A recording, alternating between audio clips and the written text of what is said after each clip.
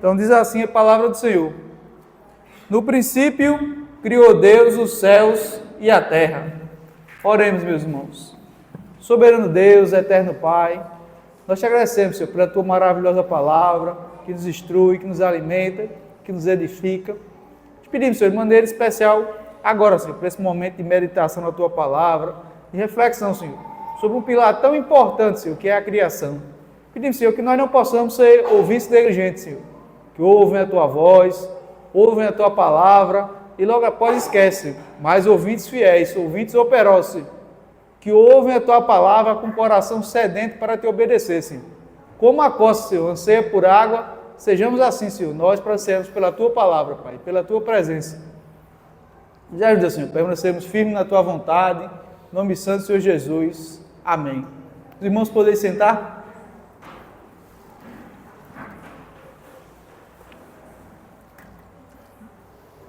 Meus irmãos, uma das questões fundamentais da humanidade é justamente a questão de onde viemos. Qual é a origem de tudo? Ou como dizia o filósofo cristão alemão, Leibniz, ele colocava a questão nos seguintes termos: por que que existe alguma coisa ao invés de nada? Quando a gente olha para a imensidão do universo, olha para as estrelas, contempla o universo, contempla a sua complexidade, a gente fica maravilhado. E de onde é que veio tudo isso? Qual é a origem de tudo? Essa é uma das questões fundamentais de qualquer visão de mundo.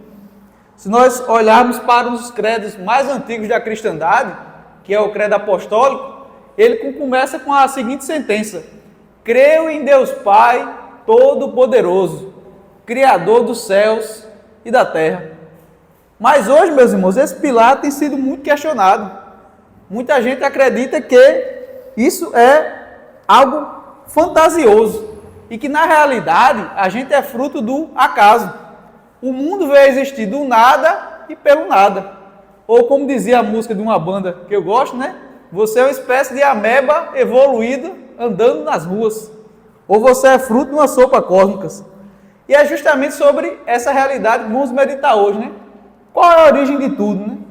De onde é que viemos? Qual é a causa da existência do ser humano? Porque essa questão fundamental, ela diz respeito a todos nós. Porque responder de onde viemos é fundamental para entendermos quem somos. Repetindo, responder de onde viemos é fundamental para determinar quem somos. Porque se você é fruto do acaso, da evolução, uma ameba andando nas ruas, qual a sua diferença de valor para um porco? Ou para qualquer outro animal existente? Por que legitimaria o ser humano continuar existendo, né? Por que o ser humano teria mais valor do que qualquer outro animal? Somos frutos apenas da evolução. Então é sobre esse tema que vamos meditar hoje, meus irmãos. Sobre a questão da criação, né? Então eu quero iniciar chamando a atenção para os irmãos para o texto de Gênesis, sobre quem criou, né? O texto é muito interessante porque ele começa com uma ênfase sobre Deus, né? Então quem criou tudo, né? Deus. Só que é interessante que o texto de Gênesis não se preocupa em dar grandes argumentos para provar que Deus existiu. Ele só começa dizendo, no princípio, Deus criou. Então ele assume a veracidade da existência de Deus. Assume que Deus é o fundamento de tudo. E é interessante que o texto não dá nenhuma explicação para isso, né? Ele não tenta fundamentar isso com alguma verdade anterior. E é interessante que a gente vai ver muitos cristãos hoje, né? Tem até vergonha do relato de Gênesis, né? Quando eles vão falar de Gênesis, eles vão falar de forma muito tímida ou tentando amparar ou chancelar com argumentos anteriores, né? Para mostrar que o que Gênesis está dizendo é algo plausível, né? Só que o texto inicia com uma verdade fundamental. Deus é um ser soberano e pré-existente. Tudo que veio existir, o sol, a lua e as estrelas, é fruto da sua mão. E por que isso é uma verdade importante, Marcel? Voltemos para a mentalidade da época, né? Saímos um pouco do século XXI, de nossas confusões e contendas, advinda do darwinismo, da teoria de Darwin. Já naquela época, a mensagem de Gênesis era uma mensagem apologética. Era uma mensagem que apresentava uma defesa da visão cristã, no caso lá, né? A visão hebraica de mundo. E por que isso?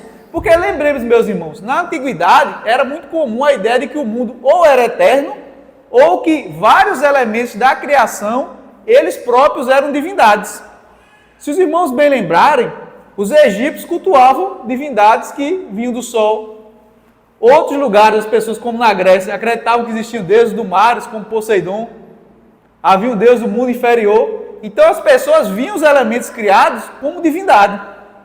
E por isso que a mensagem de Gênesis é tão fundamental para a gente entender isso. Porque mostra que tudo que veio existir não foi fruto nem do acaso, como dizem os darwinistas atuais, como também nem é eterno. E nem essas coisas são a divindade em que devem ser adoradas. Na verdade, todas essas coisas são fruto daquele único ser que deve ser adorado. Aquele que é a fonte de todas as coisas existentes. Parem e pensem, meus irmãos, quando a gente escuta uma boa música, ou a gente aprecia uma boa obra de arte, a gente não aprecia só a arte em si. A gente muitas vezes transcende aquilo e quer saber quem criou aquela história. Ou quando a gente vê um bom filme, porque a gente fica maravilhado. Rapaz, uma pessoa que criou uma história tão maravilhosa deve ser alguém muito engenhoso. Agora, o mesmo vale quando a gente observa a criação. Quando nós ficamos maravilhados com aquilo que Deus fez, a gente não vai adorar a própria criação. A gente não vai adorar o sol, a lua e as estrelas. A gente deve adorar aquele que criou todas as coisas. Aquele que chamou todas as coisas a existir do nada, né? Inclusive a palavra que é utilizada aqui para a criação tem essa ideia mesmo, né? De chamar a existir do nada. A palavra bará, né? E pelo contexto de Gênesis, reforça esse significado, né? Porque antes de Deus chamar as coisas a existência, não existia nada. A próprio paralelo de céu e terra, que a gente vai ver depois, remete a todo o universo criado. Então tudo veio a existir a partir daquilo que Deus fez. Deus chamou a existir tudo do nada. Não havia nada. Aí você deve estar se perguntando aí, mas o que é o nada, né? Um certo pensador definia nada como aquilo que as pedras sonham, né? É a completa ausência de existência, né? É até difícil a gente imaginar, né? Outro ponto que é importante, meus irmãos, quando a gente observa o caráter apologético de Gênesis, é entender que por causa do paganismo, as pessoas achavam naquela época que as divindades, elas tinham certos domínios. Então lembra que eu falei que muita gente acreditava que existia o Deus do Sol, o Deus da Lua, o Deus das estrelas? A gente vai ver isso na Escritura, que muita gente, inclusive, acreditava que existiam deuses, que eram o Deus das montanhas e os deuses das planícies. Vamos lá todo mundo para Reis, para a gente ver isso na própria Escritura.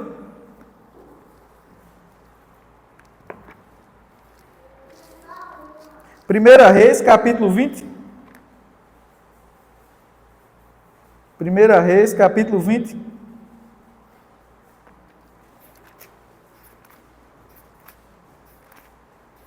Primeira Reis, capítulo 20. A gente vai ler inicialmente o verso 23 e depois o verso 28. Primeira Reis, capítulo 20. A gente vai ler o verso 23 e depois o verso número 28. Diz assim a palavra do Senhor. Porque os servos do rei da Assíria lhe disseram: seus deuses são deuses dos montes, por isso foram mais fortes do que nós, mas pelejamos com ele no campo raso, e por certo veremos se não somos mais fortes do que ele. Verso 28.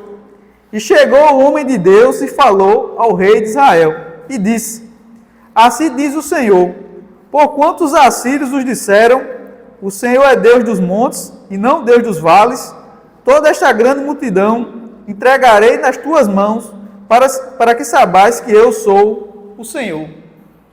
Então é interessante esse contexto, por quê? Porque o povo tinha perdido para Israel, e qual é a conclusão que eles tiram?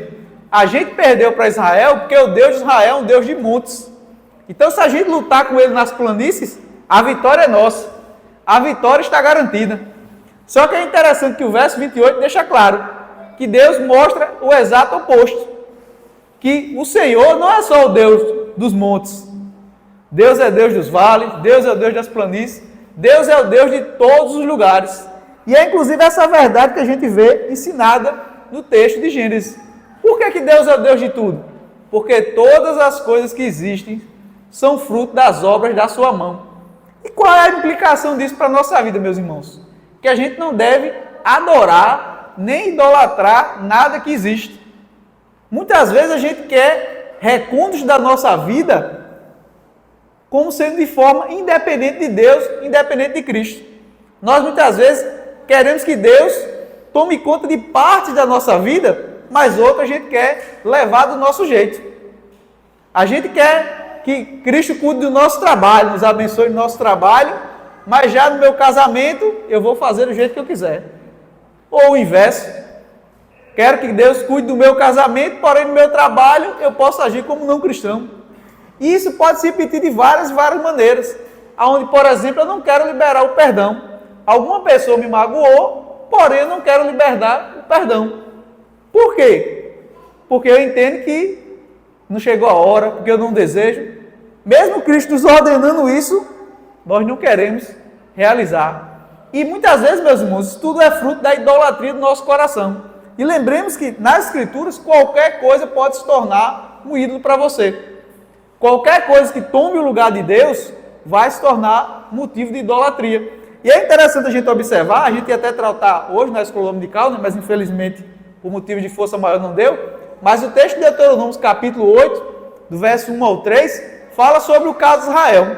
Por que Deus permitiu que o povo de Israel passasse tanto tempo no deserto? O texto de Deuteronômio explica. Ele diz que Deus queria provar o povo e revelar aquilo que havia no seu coração. Aí eu lhe faço uma pergunta, meus irmãos. Será que Deus não sabia o que tem no coração do povo de Israel?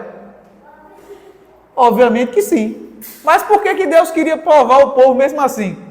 Para que ficasse evidente para o próprio povo as razões e as motivações deles.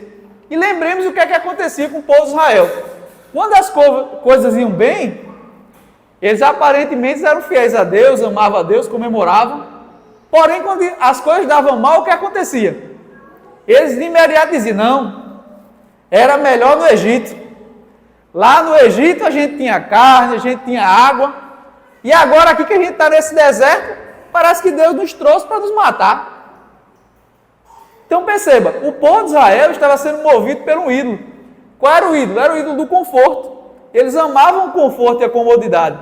Então quando eles tiveram que passar pela provação, qual foi a primeira coisa que eles fizeram? Rejeitar a Deus. E o negócio chega num nível tão grave que lá no livro de Números, se os irmãos lembrarem, quando há os espias, porque o que eram os espias? Deus manda os espias para ir lá observar a terra prometida, porque já estava finalizando o período de Israel no deserto. E esses espias iam olhar como eram essas terras e depois vinham relatar para o povo de Israel. E o que acontece? Quando os espias voltam para relatar, o relato é tão trágico da maioria dos espias, que o povo se desespera, diz, não, vamos embora. Olha, tira Moisés da liderança aí e vamos instaurar um novo líder e vamos voltar para o Egito. O povo se desespera. O texto relata que eles choraram amargamente. Agora pare e pense comigo, será que isso fazia sentido? Um Deus que tirou o povo da terra do Egito de forma miraculosa, eles viram as 10 pragas do Egito, viram o mar se abrindo, mas mesmo assim, na hora do sofrimento, eles se tornaram míopes e ignoraram o Senhor. Então, meus irmãos, uma das explicações fundamentais do ato criacional de Deus é justamente isso, que a gente não deve adorar nenhuma outra coisa além do Senhor. Nem o nosso pai, nem a nossa mãe, nem o nosso dinheiro, nem os nossos bens, nem os elementos criados. A adoração primária e fundamental de tudo deve ser voltada ao Senhor. E muitas vezes Deus prova o nosso coração para a gente perceber isso, que a gente estava idolatrando as coisas. E outra verdade que a gente vê de idolatria no texto lá de Deuteronômio que eu mencionei para os irmãos, é que Deus dizia que fazia o povo passar dificuldade, e dificuldade do âmbito material, que o povo de Israel passava dificuldade de quê? Do que comer e do que beber. Para que o povo entendesse que nem só de pão viverá o homem. Então, a lição lá era ensinar o povo numa dependência contínua do Senhor. E se nós lembrarmos da oração do Pai Nosso, uma das petições fundamentais, ela versa sobre isso. Que a gente dependa continuamente do Senhor. A gente pede o quê? O pão nosso de cada dia. E o pão nosso lá não é só o pão da padaria. Mas a ideia de quê? Que nossa substância ou nossa subsistência material depende de quem? Do Senhor. Então, nós temos que descansar nessa verdade fundamental. Por mais que a situação esteja difícil ou aparentemente desesperadora, Deus nunca perde o controle. Deus é o único que merece adoração. Deus é aquele único que deve ser adorado. Nunca devemos terceirizar ou tirar os olhos do Senhor para outra coisa. Por quê? Porque senão estaremos fazendo com aqueles pagãos da antiguidade. A gente se choca quando a gente vê os indianos, como eu mencionei numa pregação anteriormente, que adoram ratos, que adoram animais. Só que muitas vezes a gente faz a mesma coisa. Só que não com ídolos externos, feitos de madeira, mas dentro do nosso coração. Dentro do nosso recanto do coração nós temos lá. Por isso, meus irmãos, é de importância fundamental um autoexame cotidiano. Você analisar os seus atos, as suas palavras, à luz da palavra do Senhor. Então, eu deixo a indagação para os irmãos. Quais ídolos você tem cultivado no seu coração? Qual é o propósito da sua vida? Qual é aquilo que você gasta seu dinheiro, seu tempo? Qual é a coisa que você tem mais importante e preciosa da sua vida? Lembremos, meus irmãos, não adianta só falar. Porque uma das coisas que a gente mais vê é o chamado ateísmo prático. Esse é pior do que o ateísmo teórico. Porque o ateísmo teórico diz, não há Deus. Só que o ateísmo prático diz o seguinte, Deus existe. Eu acredito em Deus. Só que ele vive no seu dia a dia como se Deus não existisse. Como se a existência de Deus não fosse importante. Então, como eu vou gastar meu dinheiro? Não diz respeito a Deus, diz respeito a mim. Como eu vou conduzir meus relacionamentos? Não diz respeito a Deus, diz respeito a mim. Só que a verdade da criação nos coloca numa circunstância diferente. Seu dinheiro não pertence a você. Seu dinheiro pertence a Deus. Você é só o mordomo. Você é só o administrador. O seu tempo não pertence a você. Ele pertence a Deus. Você é só o administrador. Seus filhos não pertencem a você. Eles pertencem a Deus. Até seu carro ou sua moto, como no meu caso, não pertence a você, pertence a Deus. Nós somos só os portadores passageiros dessas coisas. Porque lembremos, meus irmãos, todos os tesouros que nós acumulamos nessa vida, um dia passarão. A traça e o ferrugem correrão. Quantas e quantas pessoas já não passaram milionários? Eu, enquanto preparava o estudo para os irmãos sobre a riqueza, eu vi uns relatos sobre John D. Rockefeller, que foi um dos grandes industriários americanos. Um dos homens mais ricos que já pisaram na terra. O homem que influenciou até em eleições presidenciais. Agora, John D. Rockefeller está vivo entre nós? Ele conseguiu prorrogar mais um dia da sua vida? Mais um côvado na sua altura? Não. Um dia todos nós vamos passar. Até o texto que o diácono Lucas leu hoje falou sobre isso, né? Do que adianta o homem ganhar o mundo todo e perder a sua alma? E esse é um ponto fundamental, meus irmãos, porque as questões que as pessoas normalmente se arrependem no leito da morte, não é de ter tido mais carros, mais casa, mais bens. Normalmente são coisas relacionais. Coisas que têm valor significativo. Eu lembro de um caso, né, de um apresentador de televisão brasileira, ele estava acho que por volta de 65 anos, ele teve um infarto do coração, né? E é interessante que um dos arrependimentos que bateu nele durante essa situação foi de quê? De não ter tido filho, de não ter deixado um legado. Mas você pensa, pô, mas o cara não tinha tanto dinheiro, ele morava numa mansão, teve não sei quantas mulheres, teve tantos bens. Mas por quê? Porque todas essas coisas não realizam o coração humano. Todas essas coisas não realizam o homem. Só Deus pode realizar o homem. Lembra que eu falei para os irmãos? A resposta fundamental de onde viemos responde quem nós somos. Para que o ser humano saiba quem é, ele precisa primeiro saber quem Deus é. Calvino começa as Escrituras falando sobre isso, que o autoconhecimento humano depende do conhecimento de Deus. Porque o que é o ser humano? Para que a gente saiba o que é o ser humano, a gente tem que saber quem Deus é. Como é que Gênesis caracteriza o ser humano? Como um ser criado à imagem e semelhança de Deus. Mas se eu não sei quem Deus é, como é que eu vou saber aquilo que foi criado à sua imagem? Então, para que a gente possa se autoconhecer, a gente se entender melhor, diferente do que o mundo prega, não é apenas olhar para dentro de si. Você tem que olhar para dentro de si à luz da palavra de Deus, à luz dos ensinamentos bíblicos. Então, esse é o ponto fundamental. Então, meus irmãos, no primeiro ponto nós vimos sobre quem. Quem fez todas as coisas? Deus, o Criador, o fundamento de tudo. O segundo ponto que eu quero ver para os irmãos é o como. Como Deus criou. Nós vimos lá no texto de Gênesis, e eu comentei com os irmãos de passagem, sobre a ideia de criação ex nihilo. Essa palavra latina traz a ideia de criação do nada. Deus não tinha nenhuma matéria existente. E aqui a gente vê uma diferença entre o Criador humano e Deus. Nós somos subcriadores. Nós criamos coisas a partir de Deus. Inclusive, uma das características da imagem e semelhança de Deus é a inventividade do ser humano. Você já parou para pensar como o ser humano é inventivo? Pare e pense. E olhe ao nosso redor. Quantas coisas aqui são fruto da inventividade humana? Os bancos que você está sentado não surgiram do nada. São fruto da inventividade humana. A luz elétrica que a gente tem aqui, fruto da inventividade humana. O microfone que eu estou falando, fruto da inventividade humana. O ar-condicionado que está permitindo que a gente fique nesse calor amuado, com um clima mais agradável, fruto da inventividade humana. Então o ser humano ele é subcriador. Mas qual é o modelo que ele tem? O próprio Deus. Deus é a fonte de tudo. E diferente do homem que cria a partir de uma matéria já existente, por exemplo, o banco foi feito de uma madeira já existente. Deus não. Deus chama todas as coisas a existir do nada. Não havia previamente coisa alguma.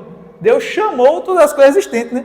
E é até interessante, quando Deus chama a existir a terra, o texto de Gênesis descreve a terra como sendo forma e vazia. E o processo de criação em Gênesis é Deus organizando aquilo que aparentemente é caótico. Até Calvino, comentando o verso 2, ele fala disso, né? Que o jogo de palavras que é utilizado lá no hebraico passa essa ideia de algo meio que desorganizado. E era que não tinha uma forma muito clara a terra. Mas Deus vai trazendo o quê? A ordem, a organização. E o que é que a gente aprende a partir disso, meus irmãos? Que Deus é um Deus de ordem. Deus é um Deus de organização. Mas existe fundamento na Bíblia para dizer isso, Maciel? Sim. E uma das coisas mais fundamentais, Deus apresenta essa importância da ordem. Vamos todo mundo lá para 1 Coríntios capítulo 14?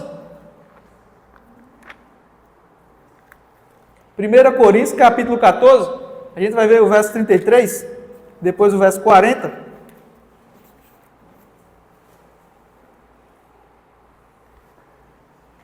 1 Coríntios capítulo 14, a gente vai ler o verso número 33. 1 Coríntios, capítulo 14, o versículo de número 33, diz assim a palavra do Senhor: porque Deus não é Deus de confusão, senão de paz, como em todas as igrejas dos santos. Agora vamos ler o verso número 40, meus irmãos, que diz assim: mas tudo que fizeres, fazei com ordem e decência. Meus irmãos, o que é que estava acontecendo aqui em Corinto? O problema em Corinto era que várias pessoas estavam falando simultaneamente. Várias pessoas, inicialmente no capítulo 14, ele fala de um fenômeno que acontece até hoje.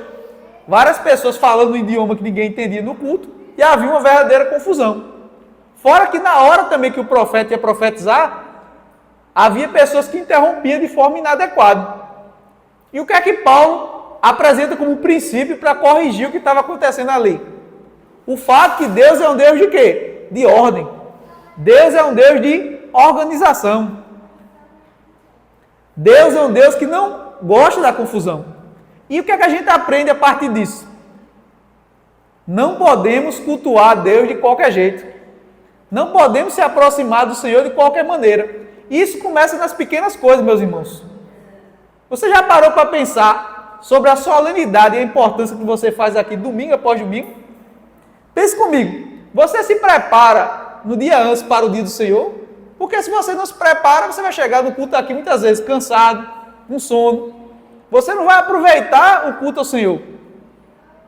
Você procura anotar o sermão para que você possa fazer o fruto, usufruto dele, meditando e buscando se aprofundar no decorrer da semana?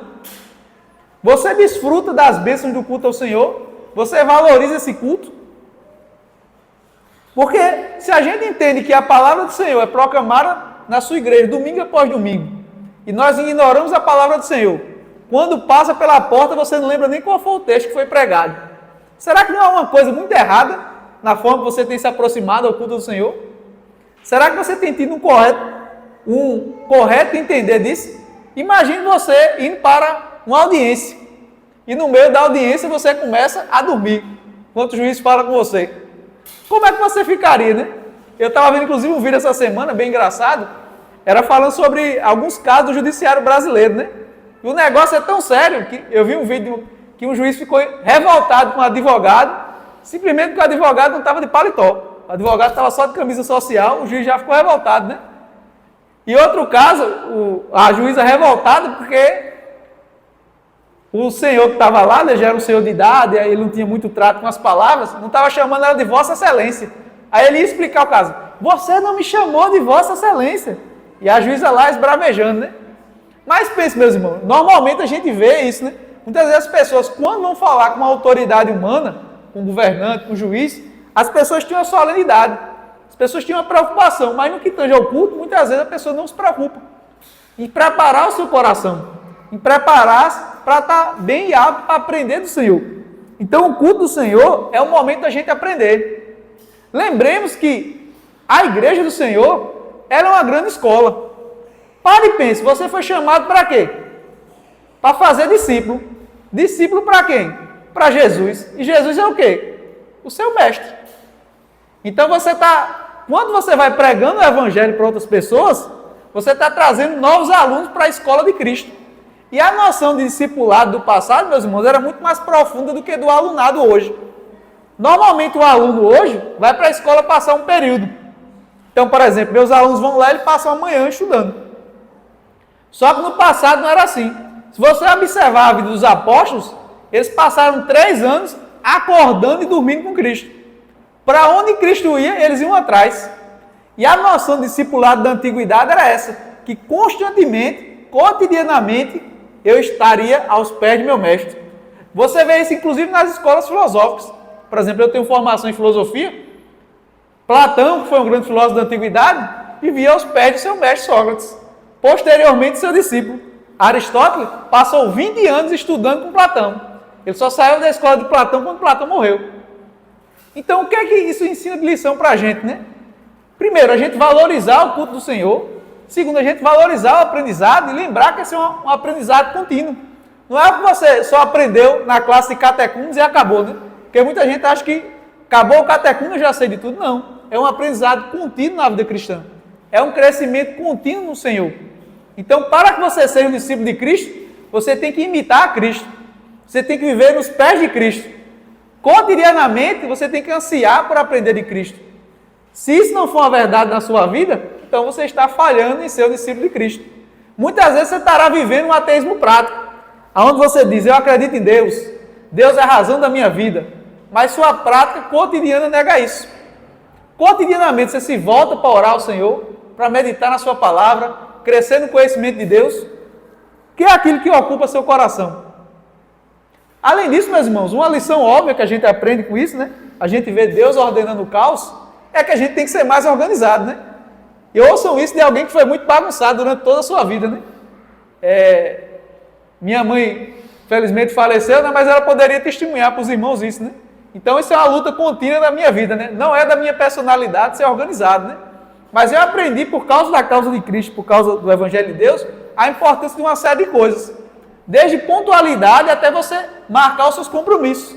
E por que a gente deve ter responsabilidade em marcar o nosso compromisso e cumprir nossa palavra?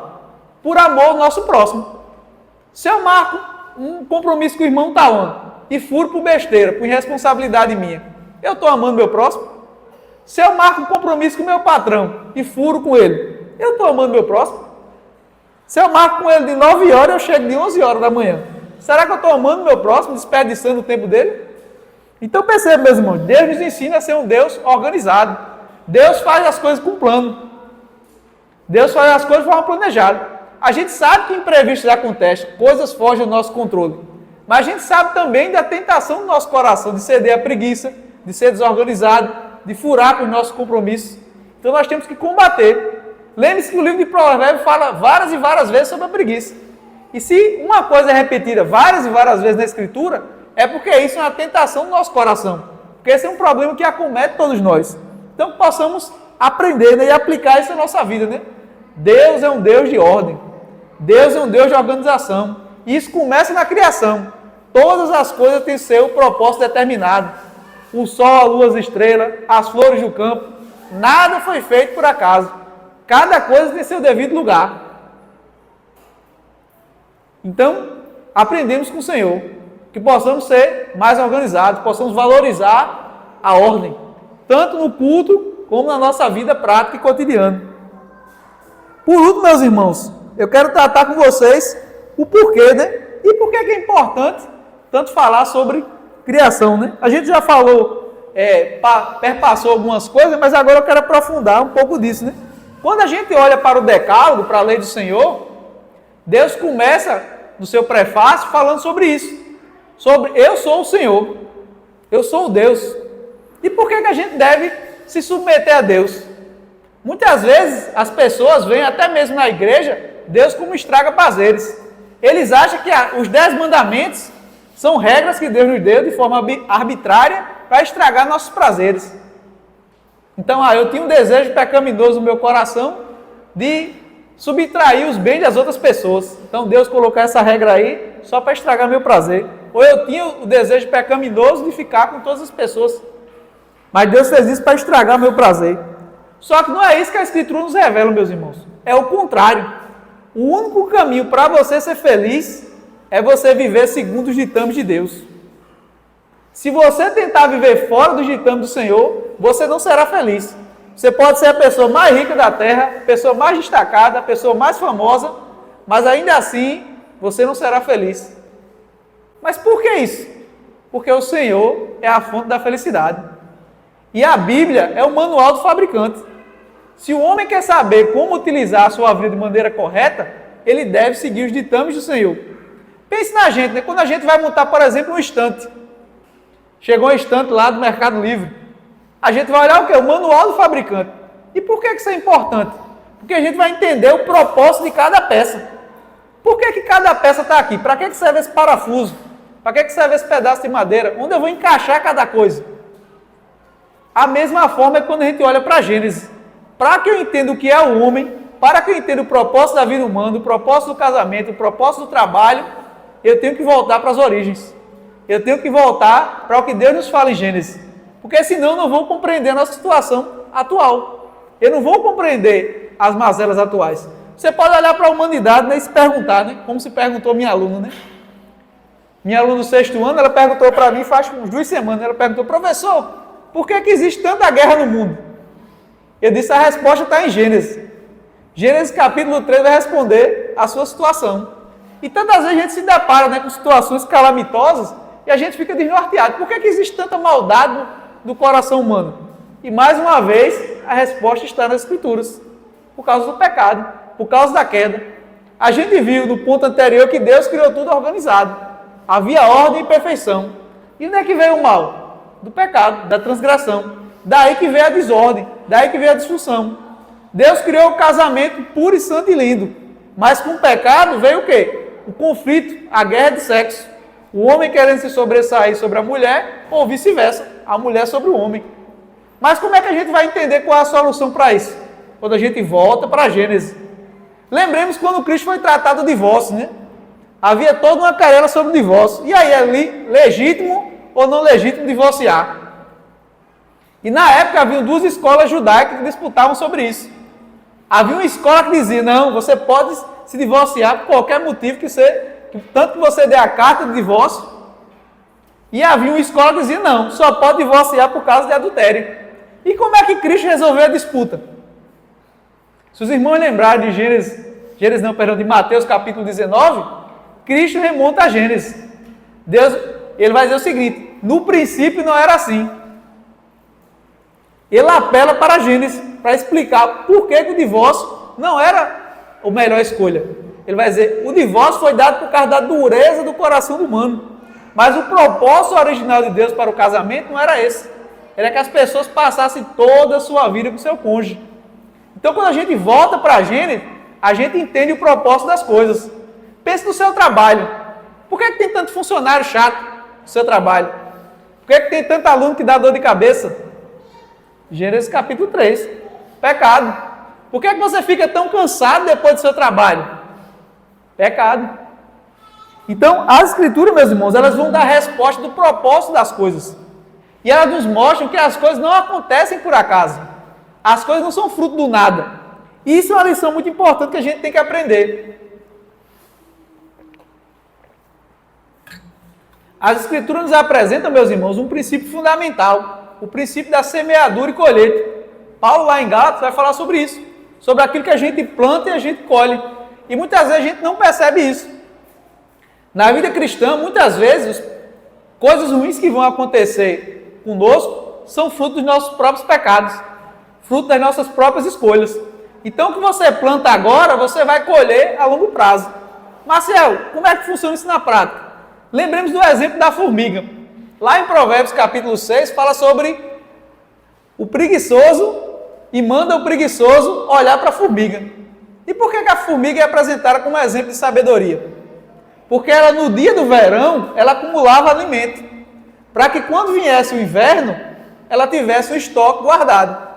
Então perceba, no dia bom, ela se preparava para quê? Para o dia mau. Você percebe alguma lição nisso?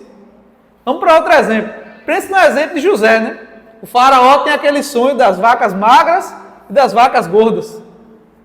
E qual foi o que José fez? José interpreta o sonho entendendo o quê? Que seriam 7 anos de pobreza e depois 7 anos de fartura. E o que é que José faz? Nos 7 anos de fartura, ele acumula. Para quê? Para que os 7 anos de escassez, eles tivessem alimento. Inclusive o seu próprio povo é salvo por causa disso. E o que é que a gente aprende aqui, meus irmãos? No dia bom, prepare-se para o dia mau. Porque se mostrares fraco no dia da angústia, como diz Provérbios, a tua força é pequena. Então, meus irmãos, qual é a lição que a gente aprende aqui? A gente tem que se preparar para o dia mau. E Deus nos faz todas as coisas com propósito. O princípio de semeadura e colheita não acontece por acaso. Esse é um princípio estabelecido pelo Senhor. E muitas vezes Deus nos corrige justamente por causa disso, porque a gente estava na direção errada. Da mesma forma que um pai, porque ama um filho, ele corrige, assim é o Senhor conosco. Assim é o Senhor com aqueles que ele ama. Então o Senhor muitas vezes vai disciplinar, e é interessante que o texto de Hebreus fala, né, que a disciplina no momento que ela ocorre é amarga. Puxe na sua memória. Quando seu pai lhe disciplinava, você gostava? Você ficava grato com ele naquele momento? Não, muitas vezes ficava com raiva. Às vezes até xingando na nossa mente o pai e a mãe.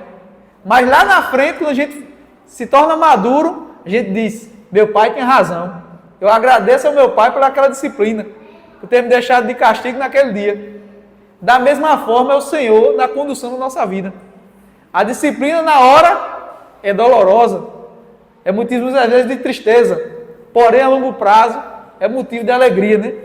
Mas como é que a gente consegue passar pelo sofrimento assim? Quando a gente entende que tudo há um propósito. Por isso que nós não podemos esquecer. Cada coisa que acontece no mundo tem um propósito. Não cai uma folha de uma árvore sem a permissão do Senhor. Não cai uma codorna, um passarinho, sem a permissão do Senhor.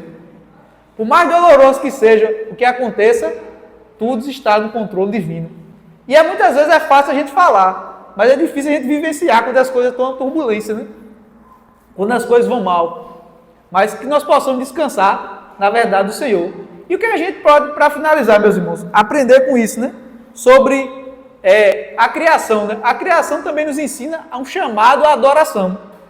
Porque se Deus é aquele que criou todas as coisas, se tudo que a gente tem de bom e belo vem do Senhor, o que a gente deve fazer em resposta a isso? Adorá-lo, sermos obedientes. Desde o cafezinho que você toma, até a cama confortável que você tem, é um presente do Senhor. Então o que devemos fazer em resposta disso? Nada mais justo do que adorarmos ao Senhor, sermos gratos pelo que Ele nos fez, sermos gratos por tudo que nós temos, né? Então uma das respostas finais que eu quero trabalhar com os irmãos é a gratidão. Quantas e quantas vezes somos ingratos? Deus nos dá várias e várias coisas e a gente faz como o povo de Israel. Na primeira dificuldade, a gente está murmurando, a gente se esquece do que o Senhor fez, a gente esquece como o Senhor cuidou da gente. Então que nós possamos lembrar que Deus é o Criador de tudo, que tudo que existe é fruto da obra da tua mão. Nós não somos fruto do acaso, não somos fruto da evolução, não somos uma ameba andando nas ruas. Nós somos frutos da mão de Deus tremendo e poderoso. Então que o Senhor aplique a palavra nos nossos corações. Vamos orar, meus irmãos? Soberano Deus, eterno Pai, nós te agradecemos, Senhor, pela tua maravilhosa palavra, Senhor. E nós ficamos deslumbrados, Senhor, a contemplar a tua maravilha, Senhor, a tua santa criação. Nós nunca possamos nos esquecer, Senhor, que os céus declaram a tua glória, Senhor. Que as estrelas, Senhor, mostram a tua sabedoria, Senhor. Que quando nós olharmos para a natureza, Senhor, seja contemplando o céu, contemplando o mar, que nós nunca possamos esquecer, Senhor, da tua inteligência, da tua sabedoria, da tua força, e que no dia mau, Senhor, quando as coisas estiverem ruins, Senhor, nós possamos nos lembrar, Senhor, que o Senhor faz todas as coisas com propósito. O Senhor não faz ajustes, não escreve certo por linha torta, mas que todas as coisas estão debaixo do teu propósito, Senhor. Até o sofrimento, até as coisas ruins, o Senhor faz para nos provar, Senhor, para aprimorar o nosso caráter, Senhor. Já do Senhor, permanecemos firmes na tua vontade, amando a tua palavra, e a cada dia, Senhor, buscando viver cada vez mais em santidade, Pai. E eu te peço, Senhor, que essas verdades, Senhor, que foram expostas hoje, possam arder, Senhor, no coração de cada um irmão, Senhor. Que cada irmão possa ser profundamente impactado, Senhor, a querer estudar mais sobre a criação, a meditar mais sobre a tua grandeza e sobre Deus tão maravilhoso que o Senhor é, Pai. Já do Senhor, permanecemos firmes na tua vontade. Em nome santo do Senhor Jesus. Amém.